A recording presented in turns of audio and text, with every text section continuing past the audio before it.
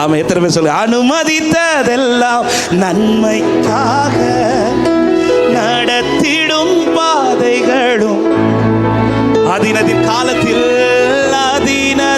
காலத்தில் நேர்த்தியாய் செம்மையாய் எனக்கான யாவும் செய்து முடிப்பேர்.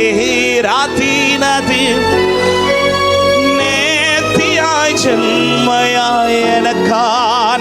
வலது கரத்தை உயர்த்தி சொல்ல, உங்க கைகள் குறுகவில்லை, உங்க கைகள் குறுகவில்லை, உம்மா எதுவும் இல்லை, உங்க கைகள் ஆமென், உம்மால் கூடாதது எதுவும் இல்லை, இயேசுவால் கூடா. அன்னாளை குறித்து பைபிள் சொல்லுகிறது, அவள் அழுது கொண்டே இருப்பாள்னு ஒரு வார்த்தை. அவன் ஏன் அழுறானா, பிள்ளை இல்லாதது ஒரு விஷயம். ஆனா பிள்ளை இல்லாததுக்கு எல்கானா நல்ல ஆறுதல் சொல்றாரு. ஆனா இப்ப ஏன் இவன் அழுதுட்டே இருக்கிறானா, ஒரு குறை இருக்கிறது. அதுல அந்த குறையை பார்த்து ஒருத்தி விசனப்படுத்தினா பாத்தீங்களா. பெனினாள் அந்த வீட்டுல இருந்து அவளை விசனப்படுத்திட்டே இருப்பா. ஆமா, அன்பா சொல்றேன் தேவ பிள்ளைகளே, நம்ம ஒருத்தங்கள்ட்ட பேசுற வார்த்தை அவங்களை பலப்படுத்தணுமே தவிர காயப்படுத்தக்கூடாது. ஆமேன், வரமாட்டேங்குது.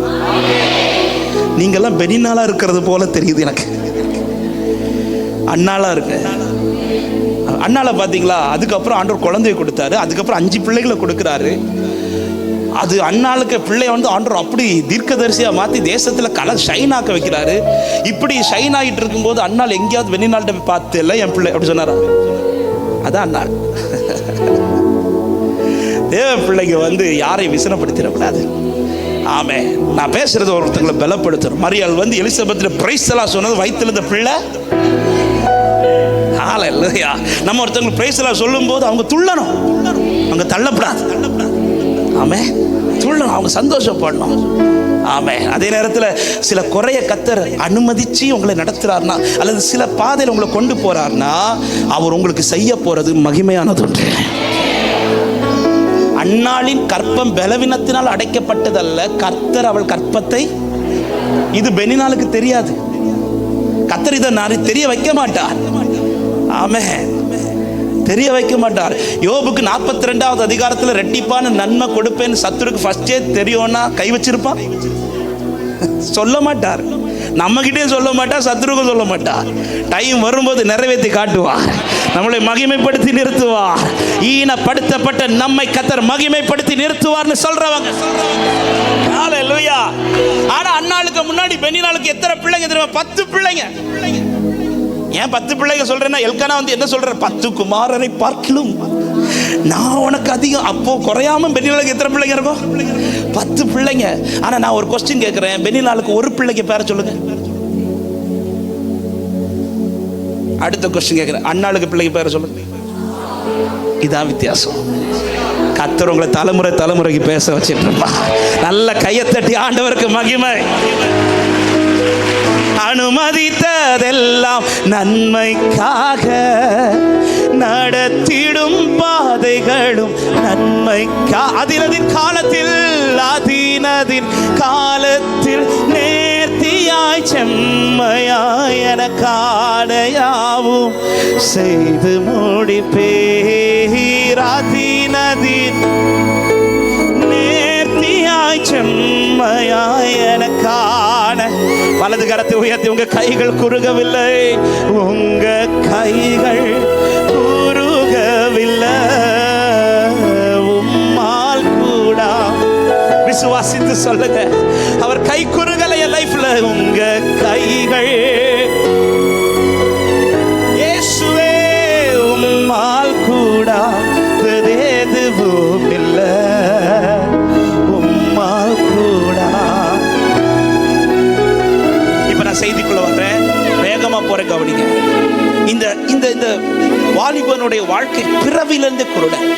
பார்க்கிறவங்கெல்லாம் இவனை பார்த்ததுமே கேட்கிற கொஸ்டின் என்ன தெரியுமா? இது இவன் செய்த பாவமா, இவன் பெற்றோர் செய்த பாவமா? இவன் வாழ்க்கையில இதுவரை ஒரு வெளிச்சத்தை பார்த்ததே இல்லை.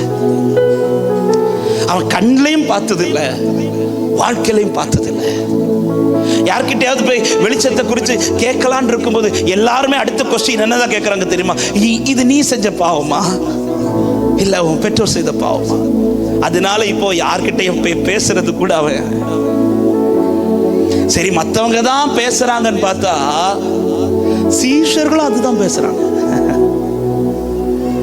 ஆமென்.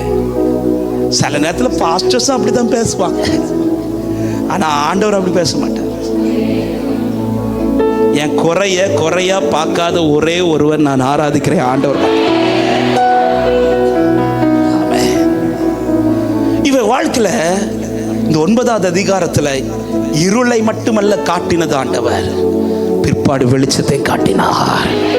அவன் கண்கள் திறந்தது, அவன் கண்கள் திறந்தது, அவன் வாழ்க்கையில் ஒரு வெளிச்சம் உண்டானது.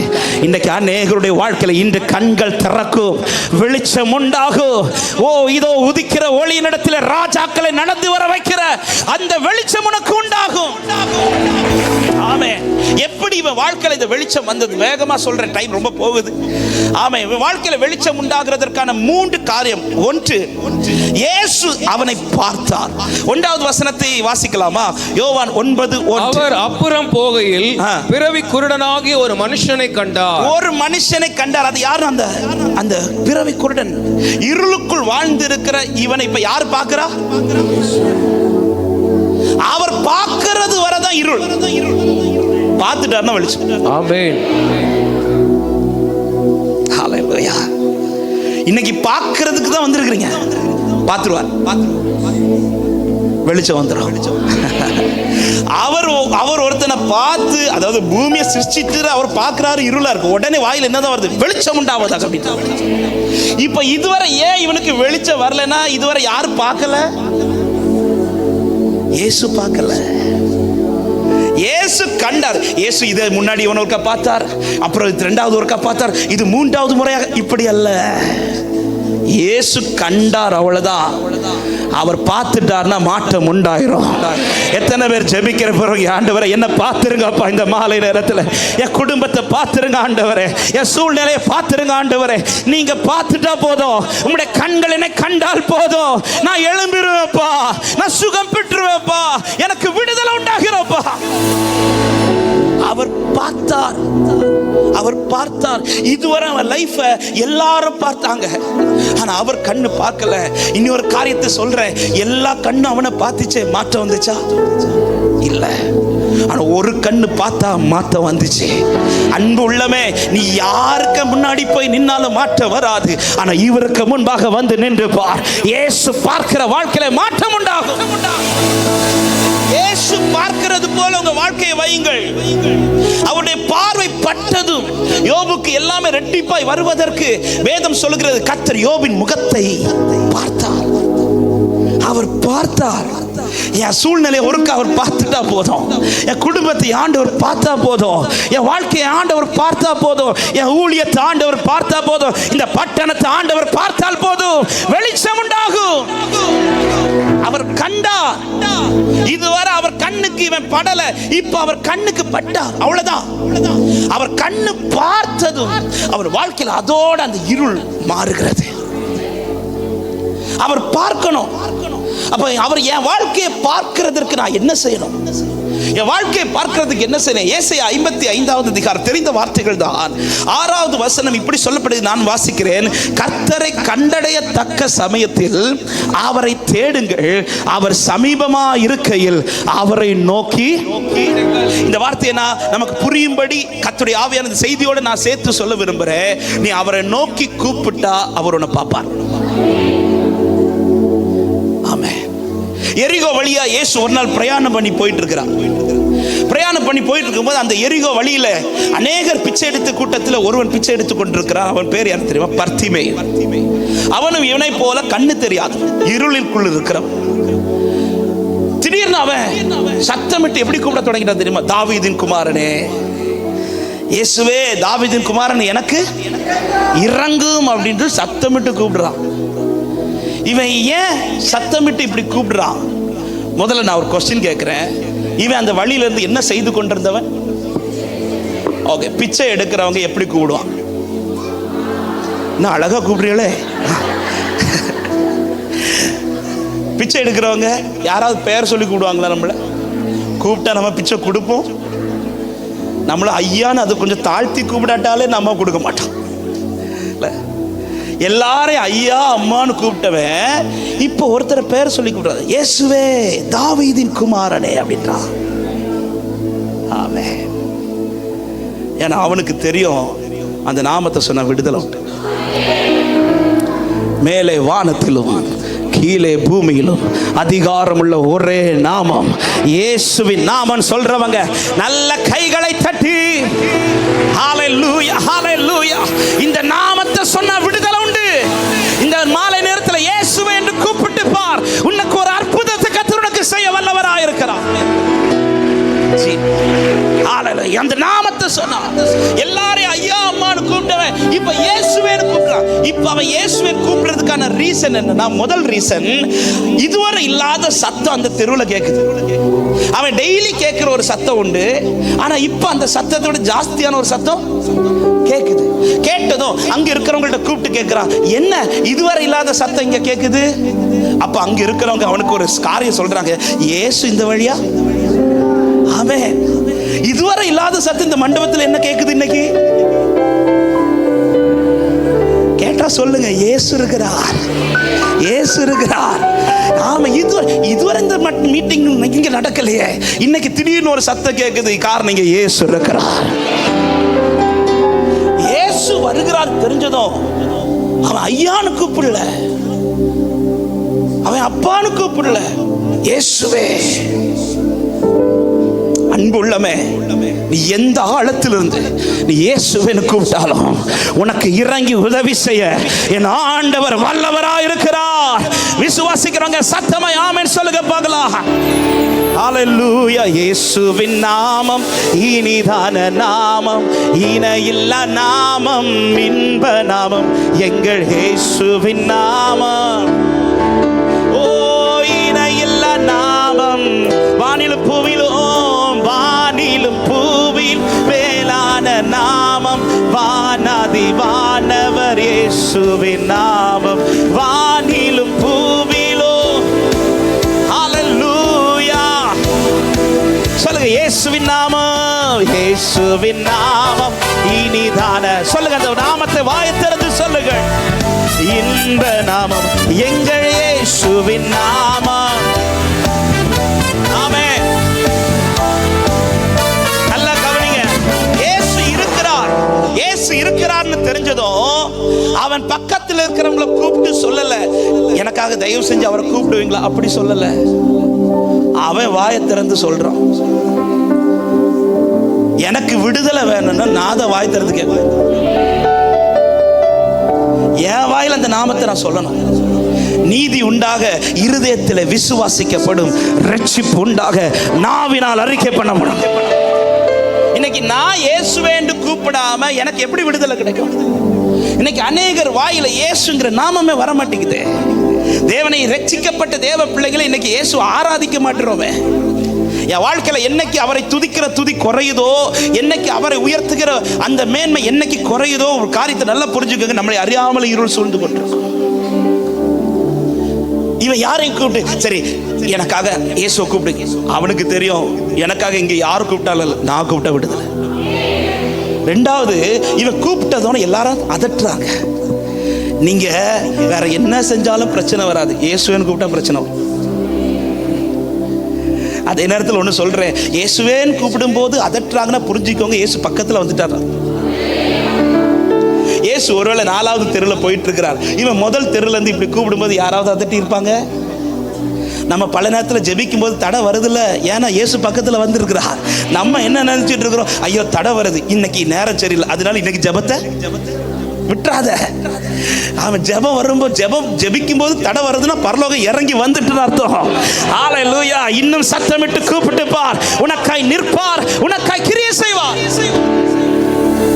அவன் தடை வந்ததும் அவனுக்கு ஃபீல் ஆயிட்டு, என்ன ஃபீல் ஆயிட்டுனா இயேசு பக்கத்துல தான் இருக்கிறார், இயேசு பக்கத்துல தான் இருக்கிறார்.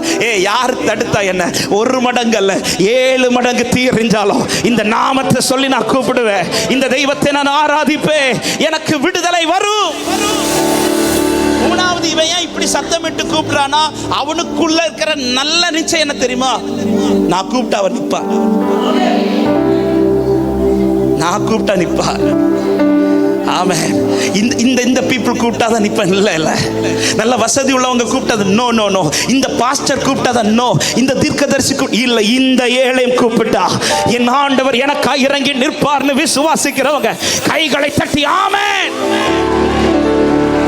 இன்னைக்கு நிறைய பேர் இந்த உணர்வு இல்லாம, தயவாய் நண்பா கேட்கிறேன், அவன் ஜெபிக்கிற உதவி கேட்கறது தப்பு கிடையாது, பாஸ்டர்ட்ட ஜெபிக்க சொல்றது தப்பு கிடையாது, விசுவாசிகள்கிட்ட ஜெபிக்க சொல்றது தப்பு கிடையாது. ஆனா ஒரு காரியத்தை அறிஞ்சுக்கோங்க, நான் ஜெபிக்காம யார் ஜெபிச்சாலும் நடக்காது.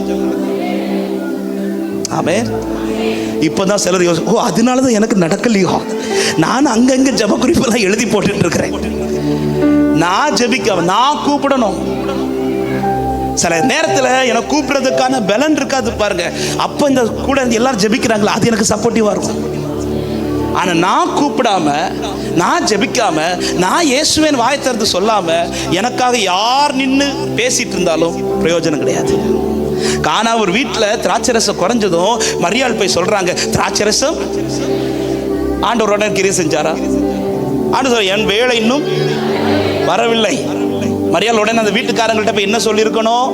அவர் வேலை இன்னும் வரல, வந்ததும் சொல்லுவார். இப்படி தானே சொல்லியிருக்கணும். மரியாள் போய் என்ன சொல்றாங்க தெரியுமா? நான் போகக்கூடாது, நீ தான் போனோன்ட்டார். ஏன்னா அங்க குறைவு மரியாளுக்கல்ல, குறைவு அந்த வீட்டுக்காரங்களுக்கு. மரியாதை உனக்கு குறைவுன்னா நீ வந்து கேளுங்க. இப்ப குறைவு அந்த வீட்டுக்காரங்களுக்கு. இப்ப அந்த வீட்டுக்காரங்க போய் இயேசுவே நின்னதும் உடனே வேலை வந்துச்சு. நான் கூப்பிடாமல் யார் எனக்கா என்ன பரிந்து பேசினாலும் இந்த குரல் எனக்கு தெரியும், என் சத்தத்தை தட்ட மாட்டார் ஆண்டவர். என் ஜெபத்தை தள்ளாமலும் தமது கிருபை என்னை விட்டு விலக்காமலும் இருக்கிற தேவனுக்கு ஸ்தோத்திரம். அவர் பார்க்க, இவன் கூப்பிடுதல் அவரை நிக்க வச்சு பார்க்க வச்சுட்டு, நிக்க வச்சு பார்க்க வச்சுட்டு. அப்ப டெய்லி உங்க குடும்பத்தை அவர் பார்க்கணும்னா நீங்க என்ன செய்யணும்? நல்லா இயேசு நாமத்தை சொல்லி ஆராதிங்க. உங்க வாயில இயேசுங்கிற வார்த்தை வந்துட்டே இருக்கட்டும். உங்க வாயில மற்றவங்க பேர் அதிகமா வரதை விட இயேசு பேர் வரட்டும். ஹல்லேலூயா. நம்ம வாயில அவர் நாமத்தை தவிர எல்லா நாமமும் வருது. அந்த சிஸ்டர், இந்த சிஸ்டர், இந்த பிரதர், இந்த பிரதர், எல்லா பேரும் வருது. அதெல்லாம் ஒதுக்கிட்டு இயேசுவேன்னு கூப்பிட்டு பாருங்க, இருள் மறைந்து போகும், வெளிச்சம் உண்டாகி கொண்டே இருக்கும். இந்த குருடனை அவர் ஃபர்ஸ்ட் அவர் பார்த்தார். அந்த பார்வை பட்டதோட அவர் வாழ்க்கையில மாற்றம். இரண்டாவது அவர் செய்த காரியம், அவர் பார்த்தது மட்டுமல்ல, ஆமா, யோவான் 9வது அதிகாரம் 2-3 வசனங்களை வாசிக்க கேட்கலாம். அப்பொழுது அவருடைய சீஷர்கள் அவரை நோக்கி, ரபி, இவன் குருடனாய் பிறந்தது யார் செய்த பாவம்? இவன் செய்த பாவமோ இவனை பெற்றவர்கள் செய்த பாவமோ என்று கேட்டார்கள்.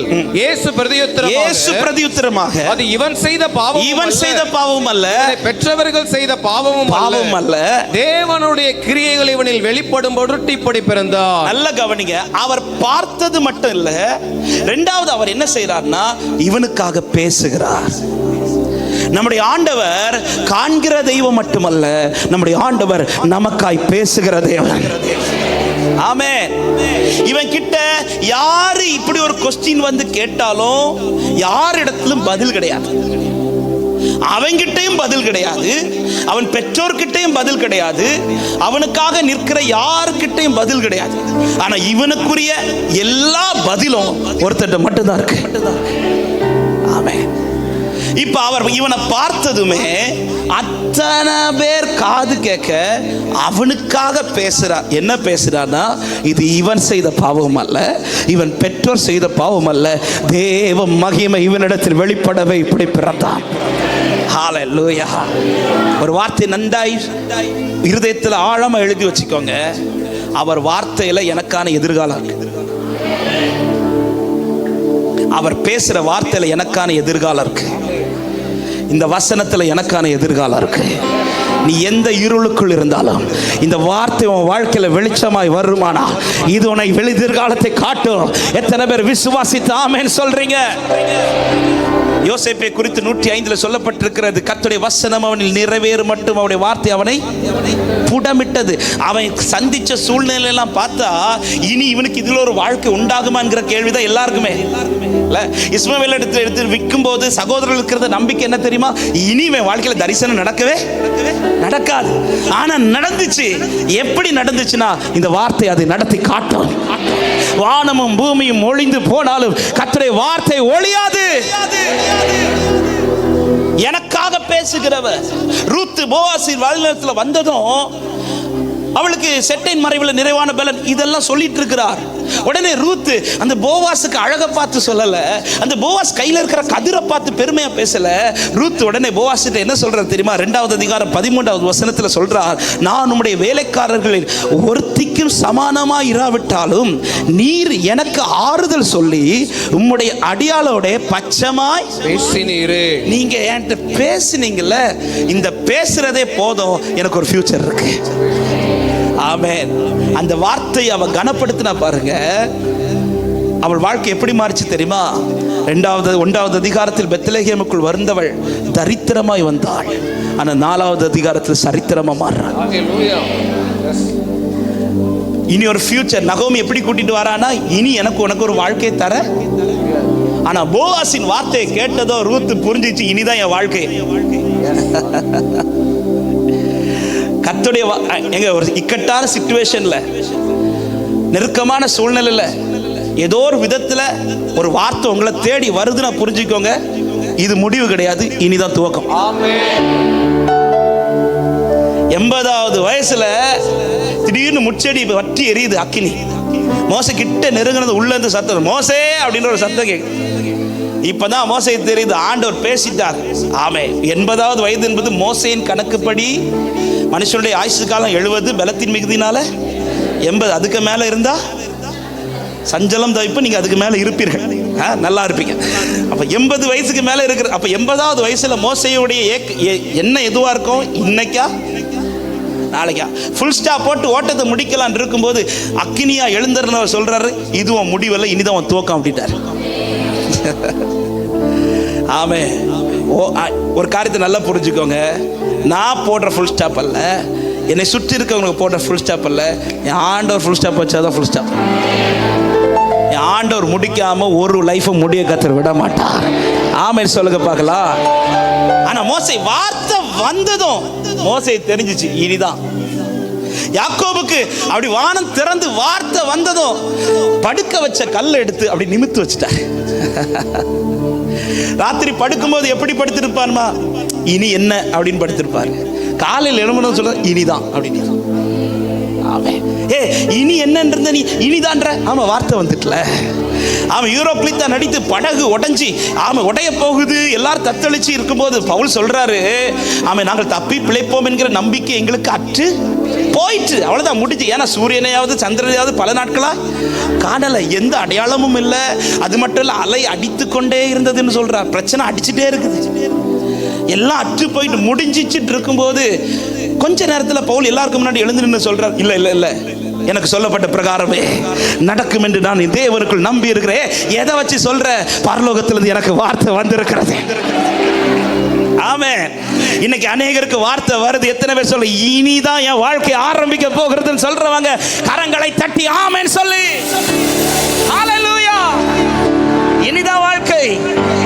தேவனுடைய வசனத்தை குறித்து வேதம் சொல்லுகிறது. யோவான் 6வது அதிகாரம் 63வது வசனத்தில், ஆவியை உயிர்ப்பிக்கிறது, மாம்சமானது ஒன்றுக்கும் உதவாது.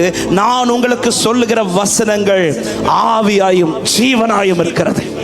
ஏங்க, ஒரு வார்த்தை உங்களுக்கு கர்த்தர் பேசுறாருனாலே புரிஞ்சுக்கோங்க, அந்த காரியத்தில் ஒரு ஃபியூச்சர் இருக்கு.